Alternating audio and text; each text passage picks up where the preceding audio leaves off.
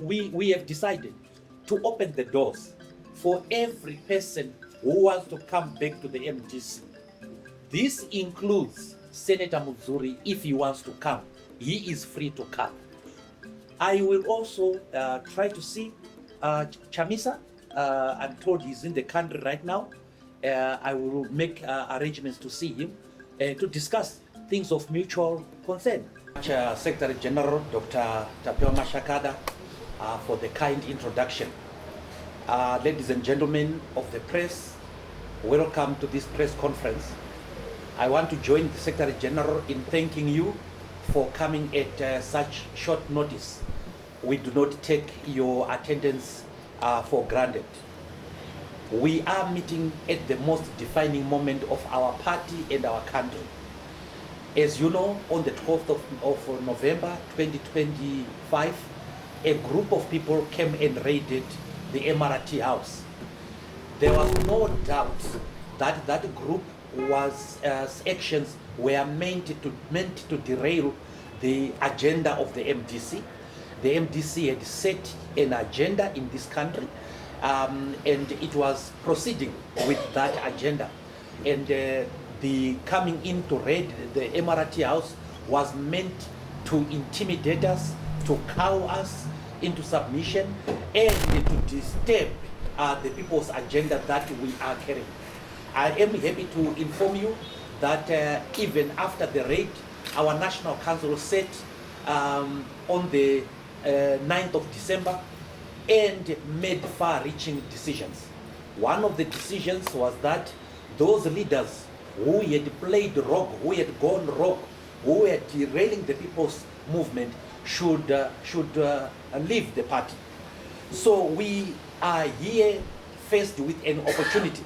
All this crisis has given us a great opportunity, an opportunity for renewal, an opportunity for rejuvenation, an opportunity to usher in a serious, disciplined and principled leadership at the time that Zimbabwe is crying for reconstruction.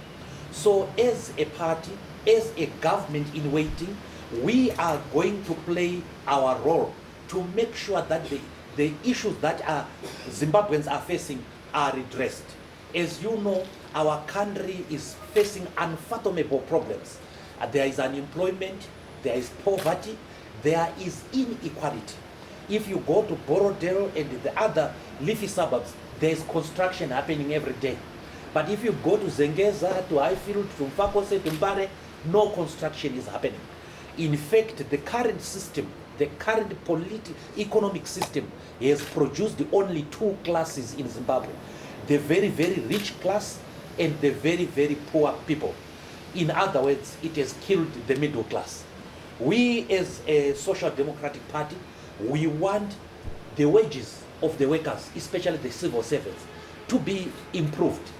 We want equal access to national resources, especially our mineral resources.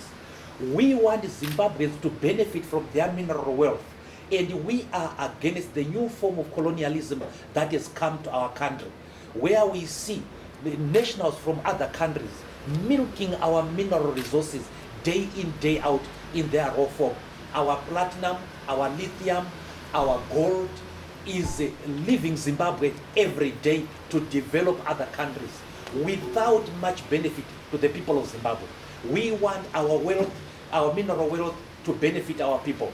We want equal opportunity for all Zimbabweans. I'm aware of the problems that people who are in schools are facing. Too much, very, very expensive school fees and so on. So we want support for education, especially in the tertiary institutions. Now, in line with what the National Council of the MDC decided on the 9th of December, we have effected a few leadership changes in our party. We have dealt with those people who tried to derail the people's struggle. There is no place for indiscipline in our party. There is democracy. MDC is a democratic party. That's why if you want to be president, you have to be elected by Congress. If you want any leadership position, it has to be elected. And those people tried to get leadership through undemocratic means. That can never be allowed. We want a leadership that will deliver for the people of Zimbabwe. As you know, ladies and gentlemen, the aim of the MDC is to take over governmental power through peaceful, democratic, and constitutional means. Govern differently and change the lives of the people of Zimbabwe for the better. So we want a leadership that is going to deliver just that. And I'm happy that the MDC has no dearth of leadership. So some of the leaders I will announce here, but others I will not. I'm just announcing the notable changes that we have made. The other leadership, you'll get a list maybe tomorrow after I've completed the consultations with the other leaders here. So I want people to understand what is happening here. There was a judgment by Joe J in February 2025. And that judgment nullified the Congress of the MDC held on the 18th of December 2022. What that means, therefore, was that the Congress never took place. That's what the judgment, the effect of the judgment is. And I've seen a number of leaders of the MDC, people who were in the standing committee, saying that they support the judgment. They want the judgment to be effected. And right now, right here, we are effecting the judgment. And what the judgment then means is that whosoever was holding a position by virtue only of being elected at the 2022 Congress ceases to hold that position. That's what the judgment says. And we have now had the judgment interpreted by our Arbiter General. And the Arbiter General says we go to the default position that was there before the Congress. And the default position was that there was a leader elected at the extraordinary Congress, that is the president, in 2020, December, in 2020. And also, there were nominations that took place on the 20th of November 2022, where the president was nominated unopposed. And by virtue of that, he was declared duly elected. Now, because the judgment is in effect now, we are therefore going to the positions as before that judgment. So what that means is that our president is myself, DT Mwonzora. Our vice president is Paulina Mpariwa. Paulina Mpariwa takes over the position left by Thokozani Kupe. As you know, in the MDC, we replace a woman with a woman. We don't replace a woman with a man. That is policy. So Dr. Kupe joined the Triple C, and she is their senator there. So Paulina Mpariwa is vice president. We do not have at this point in time a second vice president until the consultations have been completed. Our new national chairperson is Dr. Tapiwa Mashakada. As you know, Dr. Mashakada has been with the party since its formation. He was Deputy Secretary General, Treasurer General, Secretary for Finance, and recently he was the Secretary General. Secretary General at a very, very difficult time, period of our party, and we are happy that we were able to stabilize the party. So we have decided to kick him upwards. He is going to be the national chairperson. This is a great responsibility. Unfortunately, some of the national chairpersons we have had did not live to their responsibility. It is the job of the national chairperson to ensure discipline of the party, to ensure the health of the party, to ensure that the party adheres to its founding principles. to make sure that the Constitution is followed to the letter. And I think in Dr. Mashakada, we have a competent character.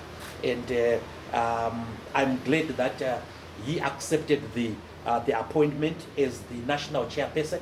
He is going to help us organize for the Congress that's going to come and organize the party from branch to the national level. We are going to be reconstructing the party, and we hope that he will be of great help there. He will be deputized by a man who performed wonders here at Harvest House, able to take over Harvest House without touching anyone. We were able to take Harvest House. I will come to that later. And the person who was director of security, Voice Chinake, is now the deputy national chairperson. Our Secretary General is going to be Brian Dube. Brian Dube is a lawyer. He was our Treasurer General, one of the young, dynamic people that we have in the party. We will announce his deputy in due course. Let me go to the National Treasurer General, Aaron Makahamadze, who was our spokesperson, is now our National Treasurer General. We have a new Secretary for Security and the Director of Security. So we have combined these positions. Secretary for Security and the Director of Security is Joseph Tonderai Madziwa. He was the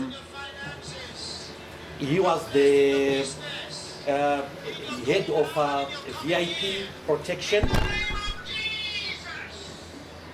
The head of the VIP protection becomes Tawanda Mija.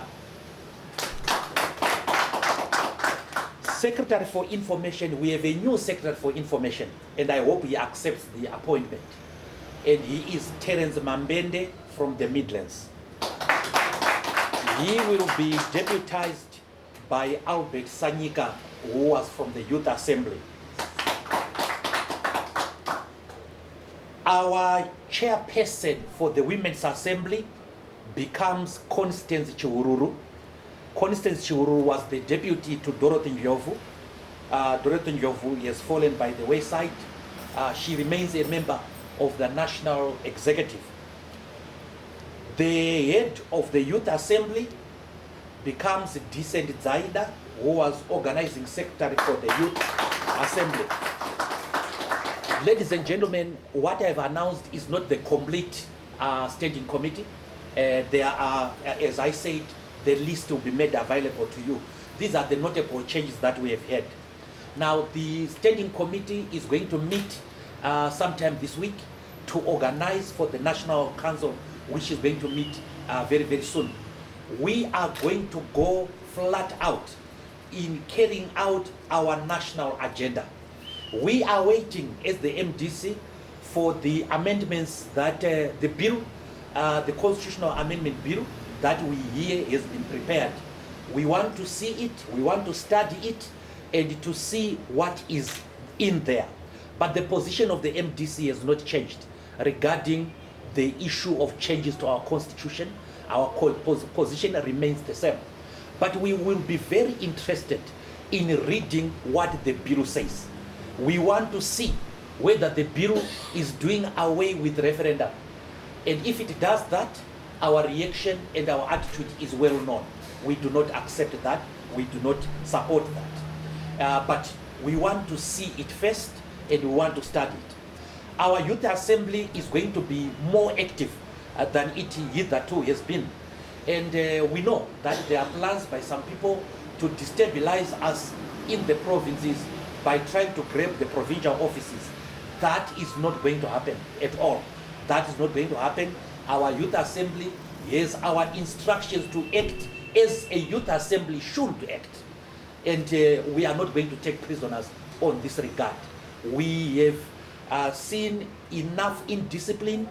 We have seen enough abuse of the social media. We have seen enough incompetence of leadership. And enough is enough. So, ladies and gentlemen, I just want to reiterate that the MDC remains the only political party in whose in whom is reposed the hope of the people of Zimbabwe. And I know the new leadership is going to do very, very well. These are tried and tested people. I have had the opportunity, ladies and gentlemen, to appoint a special advisor to the president. And the special advisor to the president is also the leader of the Guardian Council, is Baba Edson Chiwara. He is very, very active on the social media, you know, and I see him as an epitome of justice, paragon of virtue, truth and honor. And I've worked with him. He recruited me into politics in 1988, into the opposition, when he was one of the organizers of the Zimbabwe Unity Movement. He is a well-grounded man. He is a nationalist. And interestingly, he is a prayer warrior. He comes from Mavugu, and I think I have benefited and I'll continue to benefit from his wisdom. Thank you very much. Thank you, members of the... As a repossession of the Harvest House. This is not the first time that we have repossessed our headquarters. And as the Secretary General, the National Chairperson now, has said very, very clearly, we regarded the taking over of Harvest House the same as the invasion of the Kursk region by Ukraine. The reaction of Russia there was to completely ignore. And then at the time of their choosing powers, the Emirati House was possessed using great skill and intelligence. And I want to thank our security team, headed by Mr. Chinake, for making an elaborate plan to repossess the house. And I want to pay special tribute to two people who repossessed this house. It was only two people, and that was Joseph Madziwa and David Chenamo. They came in, they took. And the people who were here left in a half. They did not leave by the door. They went out through the windows. They left their chicken cooking on the stove. They even left their underwear. And how can that be a negotiated exit? Where you leave your food, you leave your clothing, you leave everything. Yes, the stove was on. They left, the stove was on. And Joseph and the company had to put out the stove. I'm not so sure what they did to the meat, but yes. So when we say that the MDC is an intelligent party, this is what an intelligent party does. And you know, we said it 2 months ago that it is a question of time. We are going to repossess the Emirati House. Meeting Mnangagwa, I think President Mnangagwa is on leave. I thought you knew that. He is on leave. He is not at work. And I did not meet President Mnangagwa at all. That is a lie. And at any rate, if the lie is meant to say, then we were negotiating Emirati House, by Friday, Emirati House had been retaken already. So we did not meet with President Mnangagwa. Of course, if I want to meet him, I will meet him, because it is my right as a leader of a party to meet a leader of another party. And more so if the leader of that other party is also the president of the country. We are allowed to meet. And of course, I will be engaging President Mnangagwa just like I will engage other political leaders. And what I did not mention is that we have decided to open the doors for every person who wants to come back to the MDC. This includes Senator Mwonzora. If he wants to come, he is free to come. All those people, the so-called restoration people, Kadewere and company, this is their political home. They can come. We will accommodate them. All the leaders who went away, some in the Triple C, they are leaderless now. They want to come. Vondo and company, they are free to come. They are free to come to the MDC, and we will ask no questions. There is one thing that we will not allow. We will not allow a hostile takeover of our party. That we will never allow, no matter who is supporting these people. Remember, the people who raided the Harvest House were boasting that they had the support of the state.